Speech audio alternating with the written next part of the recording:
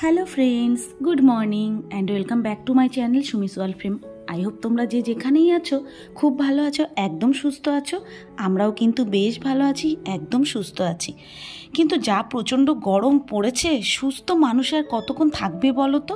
এত গরমে সত্যি সবাই ঝালাপালা হয়ে যাচ্ছে, প্রচণ্ড গরম পড়েছে। তাই এই গরমের জন্য না সকালবেলাটা আর আমি এখন চা খাই না। ওই যে দেখলে, বিটুর জন্য 1 কাপ কমপ্লান আর 2টো বিস্কিট নিয়েছিলাম, আর আমার জন্য 2টো বিস্কিট, ব্যাস হয়ে গেছে। তারপরে যে ভাবছি তাড়াতাড়ি করে, মানে যতটা সকালে পারা যায় রান্নাঘরের থেকে বেরিয়ে যাওয়া গেলে বেশি ভালো হয়। কারণ রান্নাঘরে দাঁড়িয়ে রান্নাবান্না করা মানে একটা যুদ্ধ করতে হচ্ছে রীতিমতো। আর এইদিকে দেখো ভাতটাও বসিয়ে দিয়েছিলাম সকাল সকাল, আলু সেদ্ধ দিয়ে ভাতটা নেমে গেছে, আর বেগুন ভেজে নিয়েছি।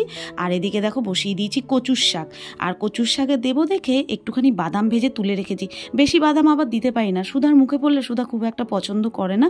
আমি একটু ভালো খাই মুখে বাদাম পড়লে, তাই জন্য একটু বাদামটা দিলাম। আর ছোলা নেই যেহেতু, ওর জন্য বাদামটাই দিলাম। আর বাদামগুলো দেখো চোকলা ছাড়িয়ে তারপরে বাদামের মধ্যে মিশিয়ে দিয়েছি, আর সাথে একটু কিন্তু চিনিও দিয়ে দিয়েছি, একটু মিষ্টি মিষ্টি হলে বেশ ভালো লাগে। আর এই দিকটায় এই দেখো মুসুরির ডালটাও সেদ্ধ হয়ে গেছে।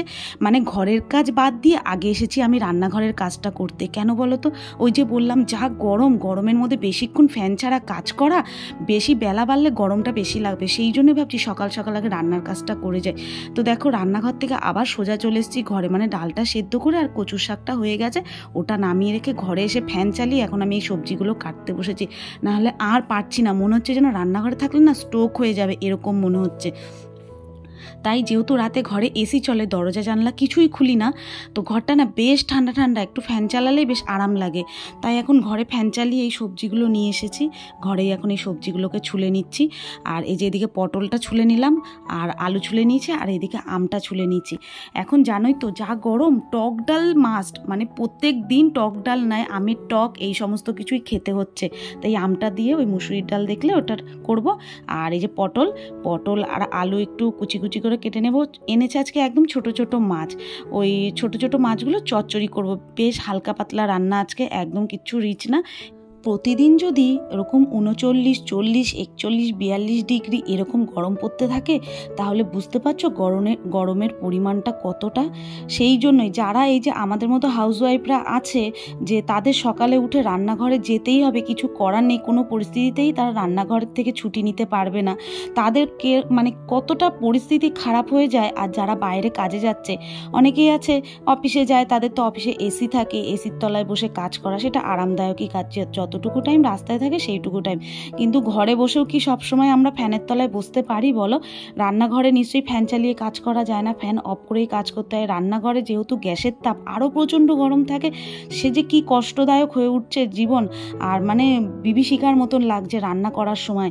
রান্না বারবার করে একটু কমিয়ে কমিয়ে এসে ফ্যানের তলায় বসি, তাতে করে রান্নাটাও দেরি হয়ে যাচ্ছে। ওর জন্য আজকে ভেবেছি আগে সমস্ত রান্নার কাজ করে এসে তারপরে ঘরের কাজ নিরিবিলি একটু টাইম নিয়েই করব, তাতে আমি একটু রেস্ট নিয়ে করব, সেটাও ভালো। আর যা গরম পড়েছে জানো তো, আমার তো এমনিতেই মাইগ্রেনের সমস্যা, বেশি গরম বেশি শীত এই সমস্ত কিছু হলেই না আমার একটু মাইগ্রেনের সমস্যাটা বাড়ে, সেটাই আমার সাথে হয়েছে। মানে এত গরম, প্রচণ্ড মাইগ্রেনের সমস্যাটাও বেড়েছে। প্রত্যেক দিন এই মাথা যন্ত্রণা নিয়েই কাজকর্ম সংসারের সমস্তটাই করতে হয়, কিচ্ছু করার নেই। এই যে চলে এসছে, আর গরমে হাল পুরো বেহাল, মানে না খেতে ইচ্ছা করে, না বসতে ইচ্ছা করে, না জামা কাপড় ঠিকঠাক মতন পরতে ইচ্ছা করে, শুধু মনে হয় ফ্যানের তলায় চুপচাপ বসে থাকি। তার জন্য একদম বেহাল অবস্থা জানো তো।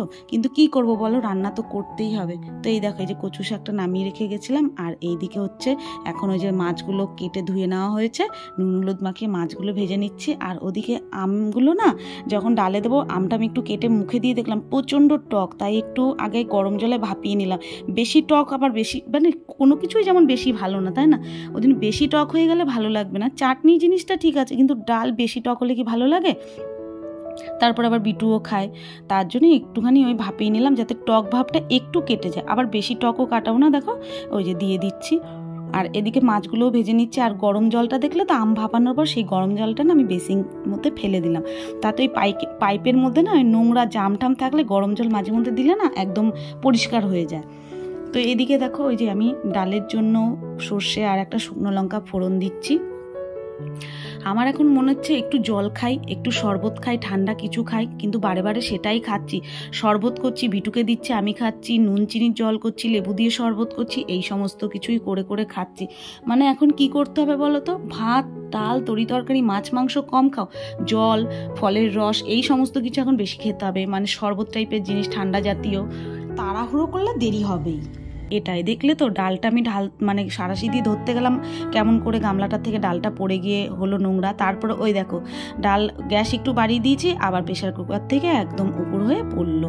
তাহলে বলো, তাড়াহুড়ো করেও কি শান্তি আছে? তাড়াহুড়ো করে ভাবছি একটু বেরোবো, সেটা আর পারছি না। কিন্তু কি করব, করার কিছুই নেই। সাথে সাথে বাচ্চাদেরও খুব কষ্ট হয়ে গেছে জানো তো। এই যে এদের স্কুল কিন্তু করতেই হয়।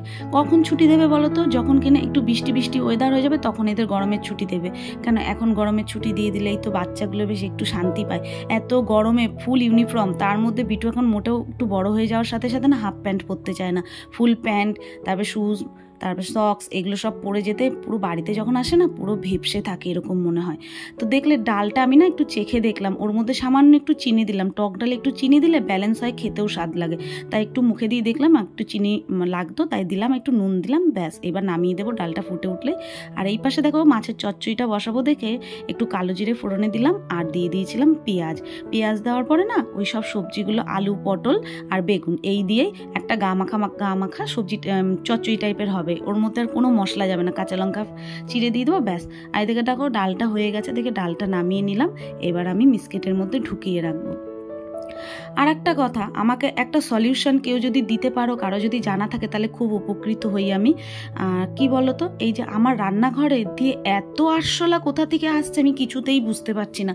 ছোট বড় আরশোলা প্রচণ্ড পরিমাণে উৎপাত বেড়েছে এদের। রাত্রির হলেই, মানে রাত কি সন্ধ্যা হতে না হতেই দেখি রান্নাঘরে মানে এদের মেলা বসে যায়। আর এদিকে দেখো, এই যে বললাম না, পেঁয়াজটা দিয়ে একটু ভেজে নিয়েই সব সবজিগুলো দিয়ে দিয়েছি। এবার আমি ঢাকা দিয়ে রাখবো। তো সবজিগুলো একটু মজে আসলে তারপর নুন হলুদ দেবো। এই দেখো মিস্কেটটা এখন মুছে নিচ্ছি, খাবারের মিস্কেট, এর মধ্যে সব খাবারগুলো ঢেকে ঢেকে রাখি। জানো তো, এত পরিষ্কার করে রাখি আমি, এত পরিষ্কারভাবে। এখানে ভিম লিকুইড দিয়ে আগে মুছি, তারপরে এই জল কাপড়টা ভিজিয়ে বারবার করে 3-4 বার মুছে নিই। তারপরেও দেখবো আরশোলা, ছোট ছোট আরশোলা। জানো তো কি যে বাজে লাগে, আমার মোটেও ভালো লাগে না।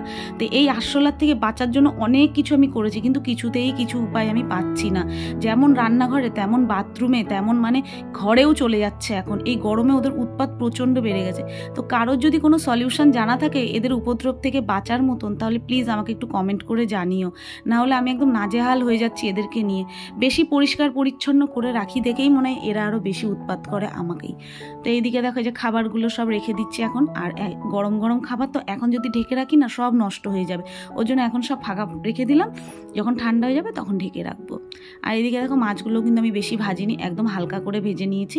আর এই যে এটা মজেই এসছে, এখন একটু নুন হলুদ দিয়ে একটু ভাজা ভাজা করে নিয়ে তারপরে আবার পরে মাছটা দেবো। ওই দেখো নুন দিয়ে দিলাম আর একটু হলুদ দিয়ে দিলাম, আর দিয়ে দেবো 4-5টা কাঁচা লঙ্কা চিড়ে, ব্যাস। এটাতেই যথেষ্ট। সাথে একটু গন্ধরাজ লেবু নিয়ে নেবে খাওয়ার সময়, দেখবে আর কিচ্ছু লাগবে না। আর এই গরমে টক ডাল, এরকম হালকা পাতলাভাবে মাছের চচ্চড়ি, সাথে যদি একটা লেবুর টুকরো থাকে তো খাওয়াটা কিন্তু বেশ জমে যায়। আমার কথা শুনে একবার একটু খেয়ে দেখো। তো এই দেখো মাছের চচ্চড়িটাও কিন্তু হয়ে গেছে। এবার এটাকে নামিয়ে নেব, তারপরে রান্নাঘরটা ক্লিন করব। আগে এবার আমাকে কি করতে হবে বলো তো? এখন রান্না বান্না হয়ে গেছে, তো এবার বিটুকে আগে খাইয়ে নেব। বিটুকে খাইয়ে আমি খেয়ে নিয়ে বাদবাকি কাজ তারপরে করব। না হলে আর পারছি না, প্রচণ্ড গরম।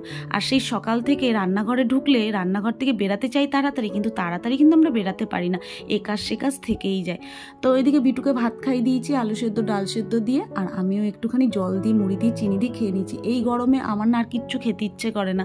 তো এখানে দেখো এখন আখের গুড়টা ভিজিয়ে নিলাম, ভিজানোই ছিল তো, ভিজিয়ে রেখেছিলাম আগেই। তো এখন গুলিয়ে নিচ্ছি, সাথে দিয়ে দিলাম একটু পাতিলেবু চিপে। এখন এটা ছেঁকে নেব, বিটুকে দেবো, আমি খাবো। তো এইগুলো এখন না খেলে না মোটেও চলা যাবে না। শরীর ঠিক রাখতে গেলে আর সুস্থ থাকতে গেলে এই গরমে তো এখন এই আখের গুড়ের শরবত, তারপরে নুন চিনি, আখের রস, তারপরে বারবার করে জল, এই সমস্ত কিছুই খেতে হবে। আর এই যে এই জারটা আজকে বের করলাম, এই জারটা জানো তো, গত বছর আমি দিদিদের সাথে যখন গেছিলাম কলকাতায় তখন গড়িয়াহাট থেকে কিনে নিয়েছিলাম। এই জারগুলোর আমার খুব শখ, মানে এর মধ্যে স্মুদি খাবো, শরবত খাবো, সেই জন্যই। তো এই আজকে বের করলাম, বিটুকেই ফার্স্ট দিলাম।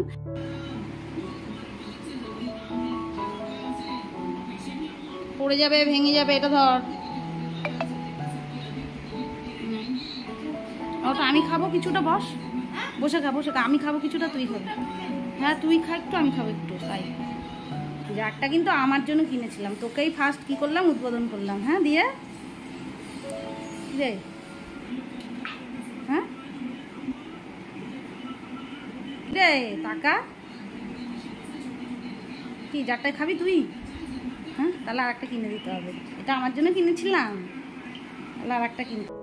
আর এদিকে কিন্তু আমি রান্নাবান্না করে সে বিটুকে খাইয়ে আমি খাওয়ার পরে আমাদের সমস্ত কাজ হয়ে গেছে, মানে ঘরের কাজ, ঘর মোছা টোছা সব কাজ হয়ে গেছে। সেই করে বিটুকে স্নানও করানো হয়ে গেছে, আমার করাতে হয় না, ওই এখন করে নেয়। তো দেখো ওই দেখো বিটু একটু খেলো আর আমি একটু খাচ্ছি। আর আমি শরবত খেতে খেতে দেখলে তো আমার গায়ে একটা ওই কাগজ দিয়ে বল বানিয়েছে, সেই বলটা ছুঁড়ে মারলো, আমার রাগ হয়ে যায়, গরমে এমনিই পারছি না, তার মধ্যে এরকম উৎপাত করে মারছে ও বাড়ি থেকে আরও। আর এদিকে দেখো ও শরবতটাকে আমায় একটু দিয়ে দিল, সেটা আমি খেলাম। ওই পরের দিকে না আর স্ট্র দিয়ে যায় না, তাই ঢাকনাটা খুলে চুমুক দিয়ে দিলাম একবারে। আর এবার আমি স্নানে যাব, মানে শান্তির কাজটা করতে। তো মুখে স্নান করতে যাওয়ার আগে ক্লিনজারটা রেগুলার আমি দিয়েই তবে স্নানে যাই। আমি ফেস ওয়াশ মাখতে পারি না, আমার অসুবিধা হয়, মুখটা ড্রাই হয়ে যায় বেশি, এমনি স্কিন ড্রাই, তাই। তো স্নান করে এবার চলে এসেছি, এই এতগুলো জামা কাপড় কাচা ধোয়া হয়েছিল, এখন এগুলো নিয়ে মেলতে যাব চলো। আর এই গরমে এই ঘরের মধ্যে জামা কাপড় মেলে যাচ্ছি তো 1 ঘন্টা পরে সে দেখবো সব পাঁপড় ভাজার মতো কড়মড়ে হয়ে গেছে, জানো তো, এতটাই তাপ। তাহলে বাইরে কি কিছু মানে দেওয়া যায়? যাবেও না। আর মানুষ তো বাইরে গেলে যদি একভাবে কন্টিনিউয়াসলি 1 ঘন্টা রাখা হয় মানুষকে, সেও ভাজা ভাজা হয়ে যাবে, এইরকম অবস্থা হচ্ছে। আর এই দেখো এতগুলো জামা কাপড় গতকাল কেচে ধুয়ে রেখে গেছিলাম, আর আসিনি, এই গরমে বারবার আর আসতে ইচ্ছা করে না, তাই এখন একবার ওই কটা মেলে ওই কটা তুলে নিয়ে আসলাম, বিকেলে পরে বসে ভাঁজ করব। আর এদিকে এখন স্নানটা করে আসার পর যে কি আরাম লাগছে, প্রচণ্ড শান্তি লাগছে। এখন 10-15 মিনিট একটু বসে রেস্ট করব, তারপর আবার লাঞ্চের ব্যবস্থা। তো চলো একটু রেস্ট করে নিই। আর এই যে লিপ গার্ডটা আমাকে দিতেই হচ্ছে, কিচ্ছু করার নেই, আমার এত ঠোঁট টানছে, কি করব। চলো একটু বসে নি, একটু শান্তি করে আগে। তো আবার অনেকক্ষণ বাদে এখন আমি চলে এসেছি সন্ধ্যার সময়। তো কি বলতো, আর না ইচ্ছে করছিল না, দুপুরে খাওয়া দাওয়া করে একটু শুয়েছিলাম তো আর ভালো লাগছিল না। আর ওই যে বললাম মাইগ্রেনের সমস্যাটা বেড়েছে, সেই পেন কিলার খেয়ে শুয়ে থাকতে হচ্ছে। তো সেই জন্য এই কাজকর্ম তো করছি, সেই ব্যথা নেই, কিন্তু আর তারপরের দিকে যখন দিচ্ছে না, ওষুধটা খেয়েই আমাকে থাকতে হচ্ছে। তাই ওর জন্য না আর দুপুরের পর থেকে আর কোনো ভিডিওই আমি করিনি। এখন আবার এই যে সন্ধ্যার সময় চলে এসেছি, দুধটা জাল দিয়ে নিলাম। আর বিটু না এই গরমে দুধ খেতে চাইছে না, ওর জন্য কি করছি বলো তো, টক দই পেতে নিচ্ছি। ও বেশ টক দইটা এখন খাচ্ছে, শরবত করে দিলেও খাচ্ছে, লস্যি করে দিলেও খাচ্ছে, আবার তোমার টক দইটা যদি শুধু দিচ্ছি বাটি করে তাও খেয়ে নিচ্ছে। ওর জন্য ভাবছি এখন থেকে টক দইটাই এই গরমে দেবো, দুধটা না দিয়ে। তাই একটুখানি ওই যে দইয়ের ছাঁচটা দিয়ে তারপরে দুধটা জাল দিয়ে একটু ঠান্ডা ঠান্ডা করে নিলাম, মানে যতটা পরিমাণ একটা টেম্পারেচার থাকে সেই টেম্পারেচার। যার জন্য দেখো ফ্রিজের জল দিয়েছি, ঠান্ডা তো হচ্ছিল না, গরম করার সাথে সাথে এই ওয়েদারে এখন ঠান্ডা সহজে কিছুই হচ্ছে না গরমে, তাই ফ্রিজের থেকে একটু জল বের করে দুধের বাটিটা বসিয়ে রাখলাম। আর এটুকু দইটা রেখে দিলাম ফ্রিজে, যে আবার পরের দিন যখন পাতবো তখন লেগে যাবে। আর আমরা কিন্তু সবাই দইটা খাচ্ছি, মানে আমরা শুধু খাই না, বাদ বাকি আমরা 3 জনই কিন্তু টক দই খেতে ভালোবাসি। 3 জন কি 2 জনই খেতে ভালোবাসি। তো বিটু এবছর থেকে খাচ্ছে, তাই আরও করতে আরোই বেশি মজা লাগছে, মানে বিটু কোনো জিনিস খেলে আমার খুব ভালো লাগে। তো দেখো দইটাও পাতা হয়ে গেল। এখন এইভাবে বাটিটা ঢাকা দিয়ে একটা ভারী কিছু চাপা দিয়ে রেখে যাব, মানে এই যে কাপটা দিয়ে চাপা দিয়ে রেখে যাই। তারপর আমার আর যা যা কাজ ছিল, মানে জামা কাপড় গোছানো, ভাত করা, এই সমস্ত কিছুই কিন্তু করা হয়ে গেছে, সাথে বিটুকেও একটু পড়ানোও হয়ে গেছে। সেগুলো আর আমি কিছুই ভিডিও করিনি, কারণ এত গরমে বারবার করে ভিডিও করতে না ভালো লাগছে না। তারপরে দেখো রাতে একদম ডিনার সেরে ফ্রেশ হয়ে চলে এসেছি। আর তোমাদের যে ক্রিমটা দেখালাম না, ওটা গুড ভাইবসের ডিট্যান গ্লো নাইট ক্রিম, উপটানের। তো ক্রিমটা কিন্তু বেশ ভালো, আমি 1 মাস ধরে মাখছি, আমি খুব ভালো ফল পেয়েছি, মানে সত্যি ট্যান রিমুভ করতে এত সহযোগিতা করে, খুব ভালো, তোমরা মেখে কিন্তু দেখতে পারো। তো চলো আজকের এই ভিডিওটা এই পর্যন্তই। যদি ভালো লাগে লাইক শেয়ার কমেন্ট করবে, অবশ্যই সাবস্ক্রাইব করবে। চলো টাটা, গুড নাইট।